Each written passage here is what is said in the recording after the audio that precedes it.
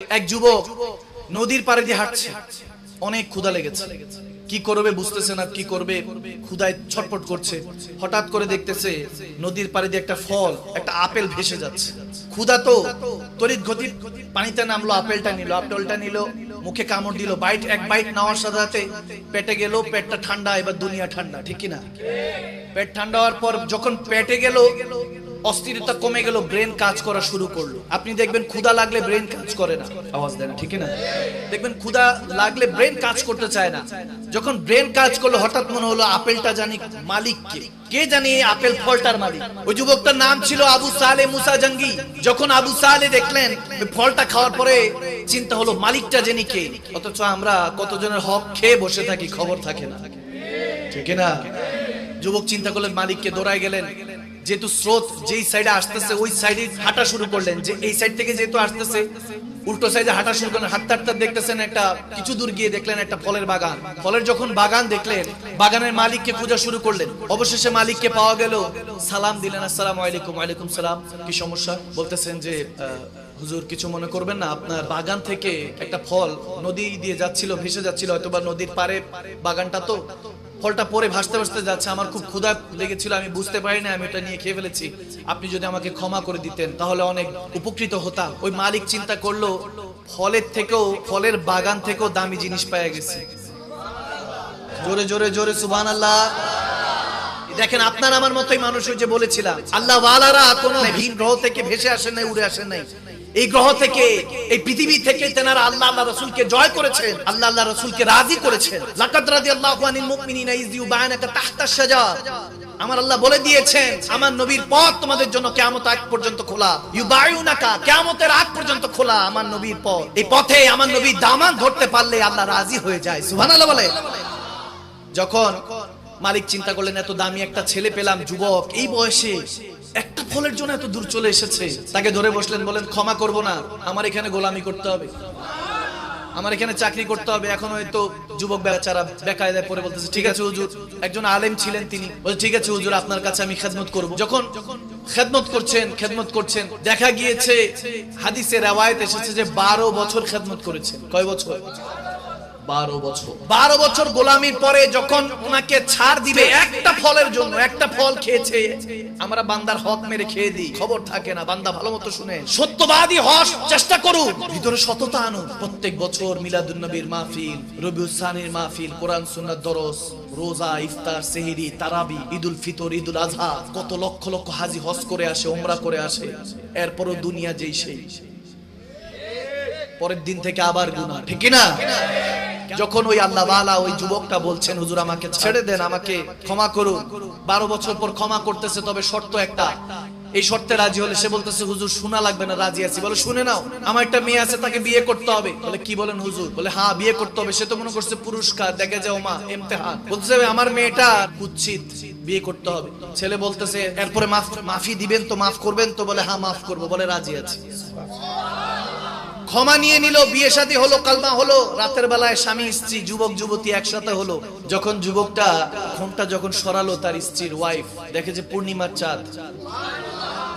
লাফ দিয়ে খাটের থেকে দরজাটা খুলে দৌড়। হুজুর! বলে, কি হয়েছে বাবা? আজকে তোমাদের বাসরাত, থাকো একসাথে, আজকে রাত তো তোমাদের জন্য নেয়ামত, ঠিক না? বলে, হুজুর আমি তো থাকবো না, চিন্তা করতেছে যে এক ফলে 12 বছর, ভুল ঘরে যদি ঢুকি কত বছর, ঠিক ঠিকানা তো নাই, ঠিক না? বলতেছে, হুজুর আপনি যেটা বলছেন এর উল্টা একজন বৈশা রইছে, এত সুন্দর আমি জীবনেও দেখিনি। আপনি বলছেন কুৎসিত, আপনি বুঝাইছেন অমাবস্যার চাঁদ, এটাতে দেখতেছি পূর্ণিমার চাঁদ।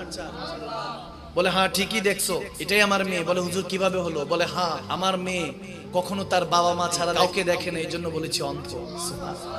আমার মেয়ে এই চেহারা, সূর্য চাঁদও দেখেছি কিনা সন্দেহ, এই জন্য বলেছি কুচ্ছি। মা বাবার হুকুম ছাড়া ঘর থেকে বের হয়নি এক কদম, এই জন্য বলেছি ল্যাংড়া।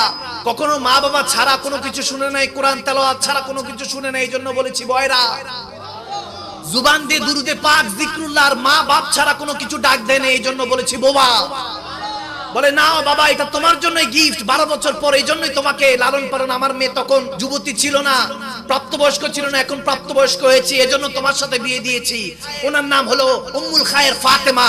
ওই কন্যা, ওই যুবতী আর যুবক আবু সালেহ মুসা জঙ্গি, ওই দুজন এত সুন্দর, এত সুন্দর, এত সততার মাধ্যমে, এত সৎ যখন দুজন একত্রিত হলো, এরকম যুবক যুবতী যখন একত্রিত হলো, এরকম স্বামী স্ত্রী যখন একত্রিত হলো, জামানা তেনাদের থেকে সাইয়েদনা আব্দুল কাদের জিলানী পেয়েছে,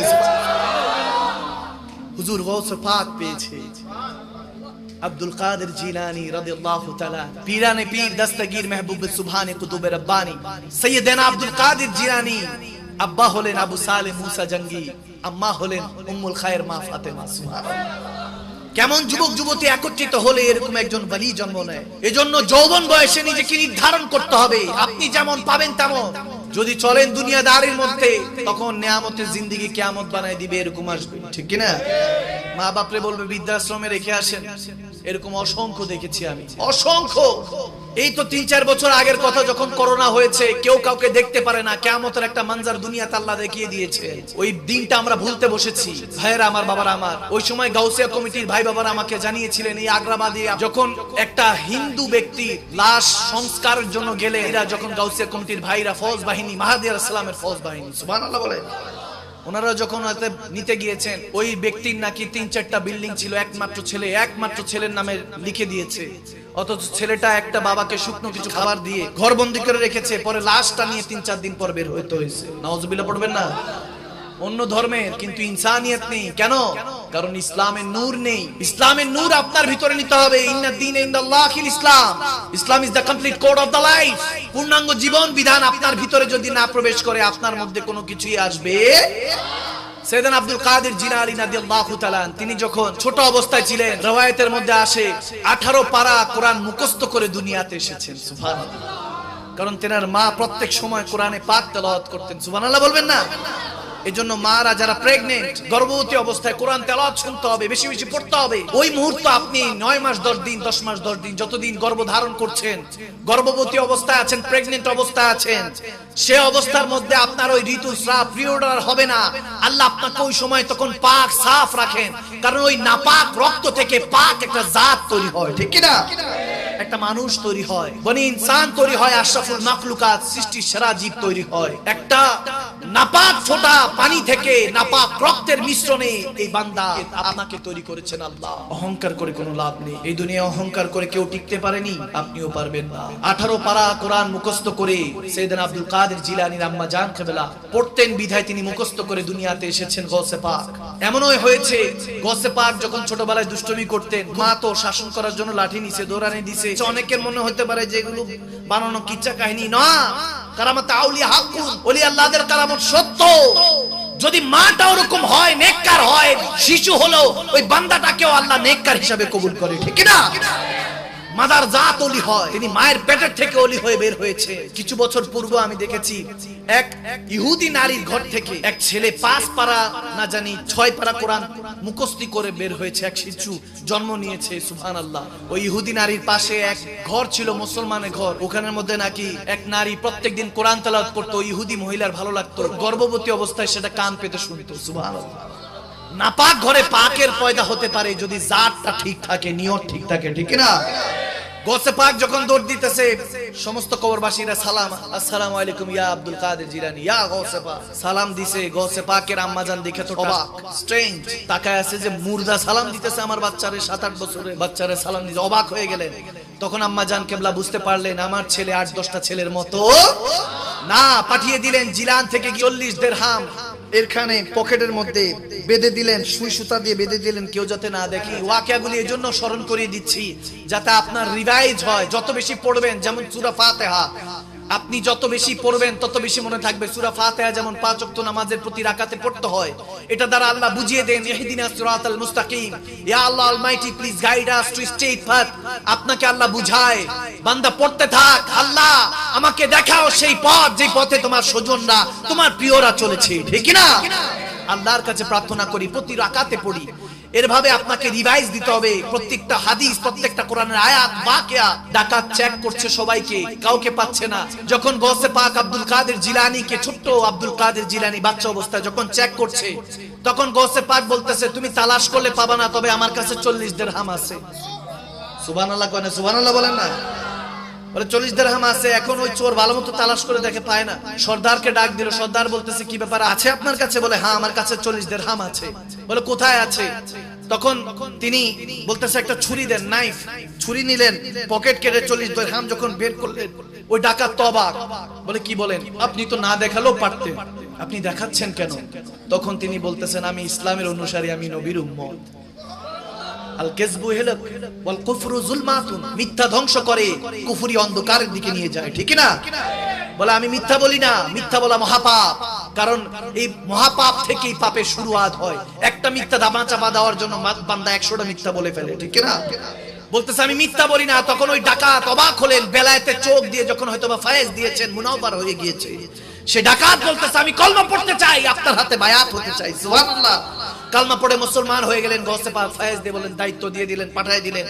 40 কাফের মুসলমান হলেন। দেখেন সাইয়েদানা গৌসে পাক কলিকুল সম্রাট যেদিক দিয়ে যাচ্ছে ওদিক দিয়ে দ্বীনের খেদমত চলছে। এরকম সন্তান আপনার ঘরেও হতে পারে যদি আপনি ওই দ্বীনের গাইডলাইন্স, আহলে সুন্নাত ওয়াল জামাত, একমাত্র দ্বীনের মধ্যে, ইসলামের মধ্যে সঠিক পথ, ওই পথের দিক নির্দেশনা আপনাকে দিতে হবে। বায়াতে রাসূল, বায়াতে খোদা, দিক নির্দেশনা আপনাকে দিতে হবে। যখন গৌসে পাক এভাবে যাচ্ছেন একের পর এক, এরপরে দেখা গিয়েছে গভীর খেয়াল, তিনি যখন মাদ্রাসায় গিয়েছেন, গায়েব থেকে আওয়াজ এসেছে ওই মাদ্রাসার যিনি হেড মুহাদ্দিস মুফতি ছিলেন, মুফতি আজম, তেনার কাছে গায়েব থেকে আওয়াজ আসলো, এ মুফতি, তোমার মাদ্রাসার মধ্যে দরস নেওয়ার জন্য অলিকুল সম্রাট এসেছে, সুবহানাল্লাহ, ইস্তেকবাল করো। তিনি তেনার শিক্ষকদেরকে নিয়ে দৌড়ায় গেলেন। শিক্ষকরা একটু অবাক, বলতেছে কার জন্য ইস্তেকবাল দেওয়ার জন্য, ওয়েলকাম জানানোর জন্য গিয়েছে। গিয়ে দেখে এক ছোট্ট বাচ্চা। বলে হুজুর এই বাচ্চার জন্য আমরা আসছি এই সবাই? বলে হ্যাঁ ইনার জন্য এসেছি, এত কথা বইলো না, চলো। এখন হুজুর তো সবাইকে সবকিছু বলতে পারবে না। তিনি একজন আল্লাহর ওলি ছিলেন, মুফতি আজম ছিলেন, শাইখুল ইসলাম ছিলেন। তিনি হুজুর গৌসে পাক আব্দুল কাদের জিলানীকে নিয়ে গেলেন।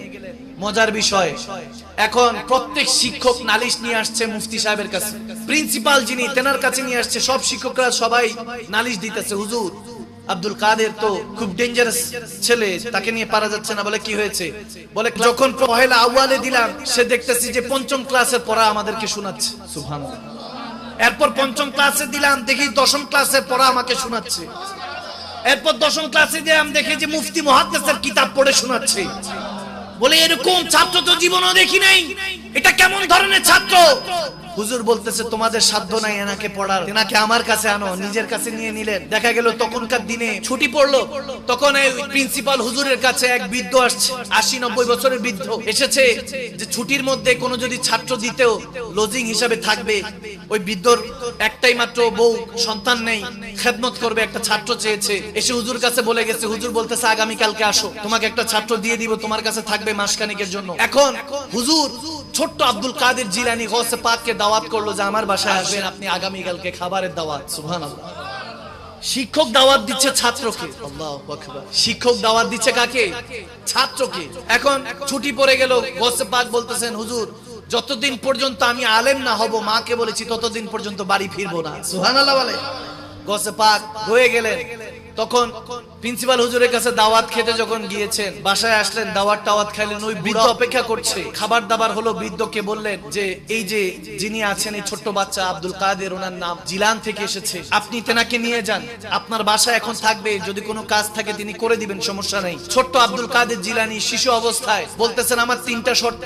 কয়টা? বুড়া দেখতেছে এমনি হ্যাংলা পাতলা, নিতে ইচ্ছা করতেছেন, আবার শর্ত কিসে? বলছে কি শর্ত? আব্দুল কাদের জিলানী শর্ত দিচ্ছেন। বলতেছে শর্ত হলো আপনার যে কাজ আছে সেই কাজ আমি করে দিব, এরপর আমাকে ডিস্টার্ব করা যাবে না। প্রথম শর্ত, আমাকে ডিস্টার্ব করা যাবে না, আমাকে বিরক্ত করা যাবে না। দ্বিতীয়ত, আমার রান্না ওযু অবস্থায় করতে হবে এবং কাপড়টা ওযু অবস্থায় ধুয়ে দিতে হবে। মুশকিল ফয়সালা শর্ত। বলে ঠিক আছে। তারপর বলে থার্ড ওয়ান, যখন আমি দরজা বন্ধ করে দিব আমার রুমের, আমাকে বিরক্ত করা যাবে। কঠিন শর্ত। বৃদ্ধ হুজুরের দিকে অসহায় ভাবে তাকায়, হুজুর কারে দিতেছেন আপনি?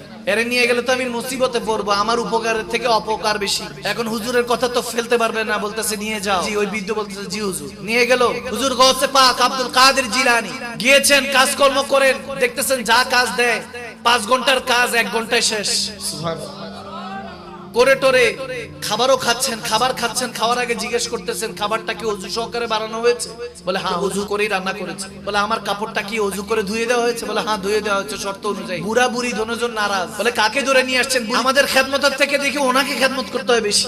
এখন বলে কিছু বলা যাবে না, হুজুর শাইখুল ইসলাম দিয়েছেন। দেখতে দেখতে হুজুর গৌসে পাক কাজ করে দরজা বন্ধ হয়। এখন দেখে কি ব্যাপার, দরজা যখন বন্ধ হয়েছে 1 দিন 2 দিন 3 দিন 4 দিন পার হয়ে যায়, দরজা খুলে না। বুড়ি ডাক দিয়ে বুড়াকে বলে জান দেখেন মরে গেছে কিনা দেখেন। যায় দরজা যখন নক নক করতেছে, গৌসে পাক দরজা খুলে দিলেন একটু বিরক্ত সহকারে। কি হয়েছে? সালাম আদান প্রদান হলো। বলে না আপনি জিন্দা আছেন? বলে হ্যাঁ আমি জিন্দা আছি। কোনো কাজ আছে? বলে না। বলে তাহলে আমাকে বিরক্ত করেন না। বলে 3 দিন 4 দিন দরজা বন্ধ, বিরক্ত করবো না আপনারে? আমাদের টেনশন হয়তো, হুজুরকে কি জবাব দিব? বলে না আমি ঠিক আছি, বিরক্ত করবেন না। আবার দেখতে দেখতে এরকম মাস 2-1 পারি দেওয়ার পর দেখতেছে একদিন দেখতেছে সপ্তাহ পার হয়ে গেল, 1 সপ্তাহ হয়ে গেছে, দরজা খোলে নাই, কোনো খাওয়া নাই, লেনা নাই, দেনা নাই, কোনো অবস্থা নাই। বুড়ি বলতেছে বুড়াকে যান খবর নেন, মনে হয় আজকে সত্যি সত্যি মারা গেছে, যান খবর নেন। দরজা নক নক হলো, দরজা খুলে গেল। হুজুর গৌসে পাক বলে কি হয়েছে? সুবহানাল্লাহ। বলে কি হয়েছে মানে মাথা খারাপ হয়েছে আর কি। এগুলো কোনো কথা? আপনি দরজা বন্ধ করলে খুলেন না, 1 সপ্তাহ খবর নাই।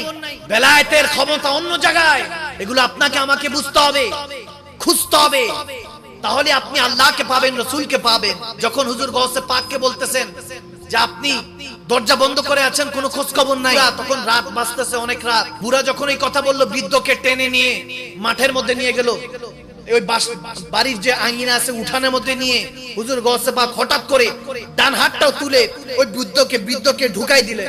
ঢুকাই যখন দিলেন, চাদর ছিল, ঢুকাই দেওয়ার পরে গৌসে পাক আব্দুল কাদের জিলানী ওই বৃদ্ধকে বলতেছেন বলেন কই আছেন? ওই বৃদ্ধ চোখ খুলে দেখে যে নবীজি বসে আছে, মদিনাওয়ালা বসে আছে। দেখেন এরকম মজলিস, চারপাশে সব নুরানি মানুষ, এক জায়গায় সিদ্দিক আকবর, ওমর ইবনুল খাত্তাব, আহলে বায়াতের সদস্যরা, ইমাম হাসান হোসেন, অনেকে বসে আছে।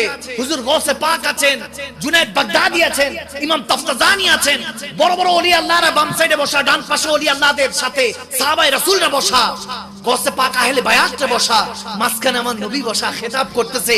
ওই বৃদ্ধকে বলতেছে কি দেখা যায়? বলে হুজুর সবাইকে দেখতেছি। বলে আমাকে দেখোসনি? বলে হ্যাঁ হুজুর আপনাকেও দেখা যাইতেছে নবীজির পাশে। বলতেছে এরপর দেখ আর কাউকে চিনোস কিনা? ওই লক্ষ লক্ষ নুরানি ওই সকল ওয়ালাদের সাথে দেখতেছে ওই বৃদ্ধ নিজেও বসে আছে। বলে হুজুর আমিও তো আছি। বলতে দেরি নেই, গৌসে পাক গর্দানটা উঠিয়ে বলতেছে 40 দিন ধরে বাড়ির বাইরে আসো, যা বোন সাথে দেখা করে আয়। সুবহানাল্লাহ। 40 দিন ধরে তুই বাড়ির বাইরে আছিস, বউর সাথে দেখা করে আয়।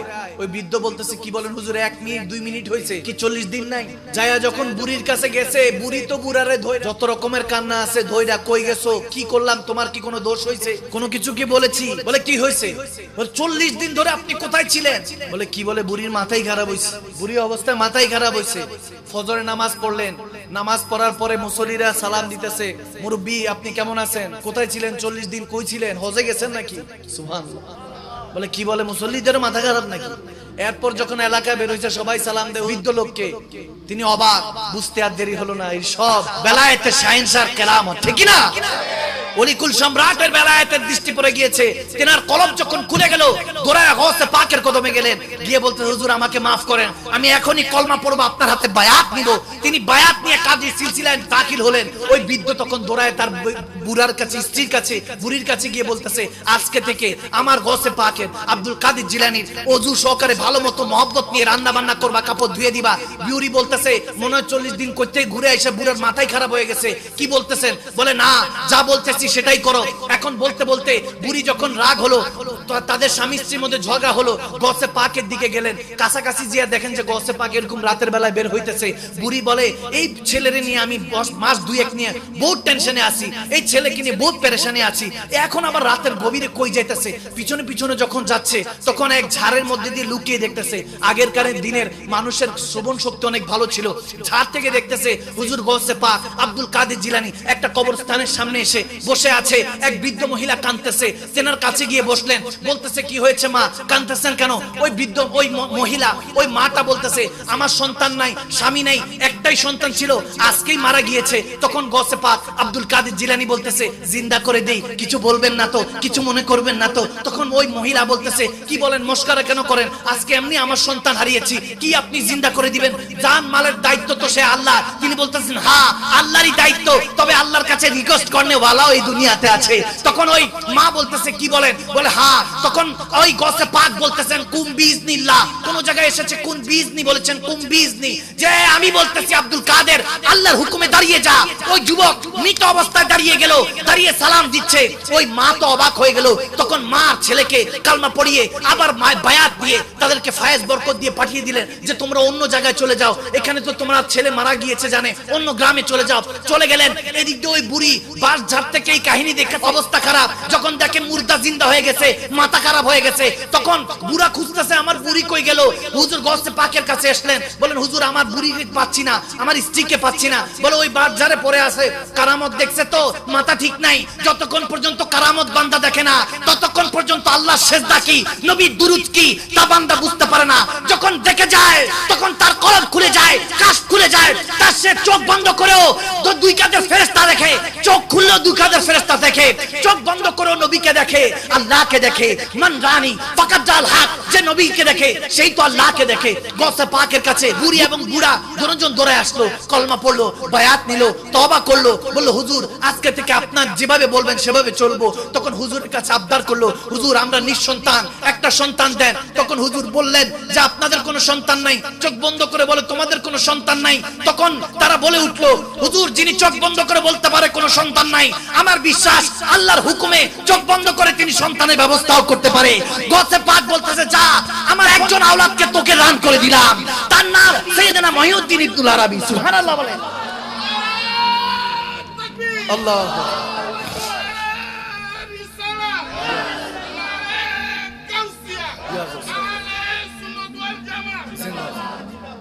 আল্লাহু আকবার বলেন। এভাবে গৌসে পাকের বাচপান ছোটবেলা কেটেছে। আরো যদি বলতে যাই গৌসে পাকের শান মান বললে শেষ হবে না। ওই যে প্রথমে বলেছি তিনি আপনার আমার মতোই মানুষ ছিলেন, কিন্তু হ্যাঁ তেনার মা বাবা দামি ছিলেন বিধায় তিনি দামি হয়েছে, ঠিক না? তেনার রেওয়াজাত, তেনার মুরাকাবা মুশাহাদা, তেনার ইবাদত, তেনার মহব্বত তেনাকে দামি বানিয়েছে। আপনিও যদি তেমনি ভাবে চলেন আপনাকেও দামি বানিয়ে দিবে কে?